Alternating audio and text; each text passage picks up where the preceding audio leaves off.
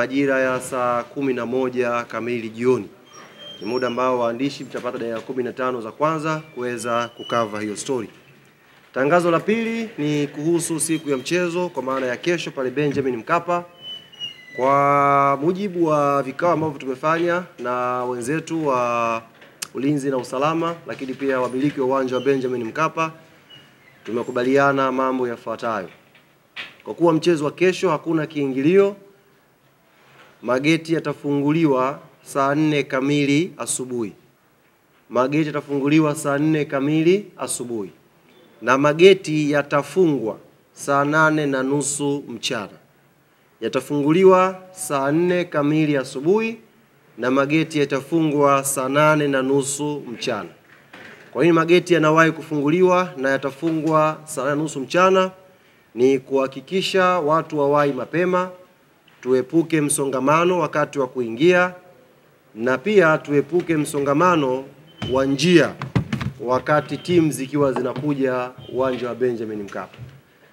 Hilo ni jambo muhimu, nikasema niwajuze, na ni vyema wanachama na mashabiki wa klabu yetu Young Africans na wapenzi wa mchezo wa mpira wa miguu kwa ujumla wajue kesho wanatakiwa kuwahi Benjamin Mkapa mapema, na saa 8:30 mageti yatakuwa yamefungwa, kwa sababu tunaamini muda huo tayari uwanja utakuwa umeshajaa.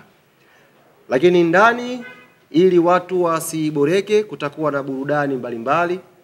Tutakuwa na listi ya DJs ambao watakuwa watuburudisha kutusogeza paka muda wa saa 9:30 ambako taratibu za mchezo zitakuwa zinaanza sasa kuelekea saa 11 kwenye mchezo wenyewe. Nje ukifika asubuhi, tumefungua mageti mengi pasavyo, lakini kutakuwepo na magari maeneo ya karibu na kuingia uwanjani. Haya magari tutakwenda kuyapiga picha, na asubuhi tutakwenda kuwaonyesha maeneo ambayo tumeyaweka. Kwa mujibu wa taratibu za pale sasa hivi, ukifika unatakiwa upite kwenye ile gari. Kutakuwa kuna watu wasiopungua 5 ndani ya gari ambao utapita, watakukabidhi tiketi yako, utakwenda moja kwa moja mlangoni. Hakuna room ya kuchukua tiketi alafu kwenda kunywa maji au juisi nje. Ukichukua tiketi unadumbukia kwenye foleni, unaingia moja kwa moja ndani ya uwanja wa Benjamin Mkapa. Niombe sana Tanzania ambao tunakuja kesho kumshana kuhusu ustaarabu, kumshana kuhusu ungwana, kuanzia tunapotoka majumbani, tunapofika uwanjani, kufuata maelekezo yote ambayo tolewa na wenzetu wa ulinzi na usalama, na tukiingia pia ndani twende kwa lengo la kushangilia mpira.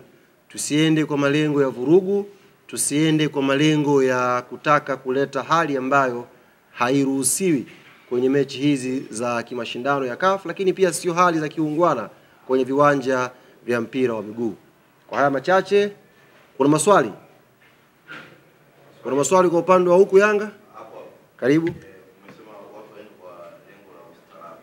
Mashabiki wengi wa wenye milengo tofauti wanaweza wakaenda kesho. Ambao wanaweza sio mashabiki labda wa Yanga. Sasa unatoa Tanzania gani?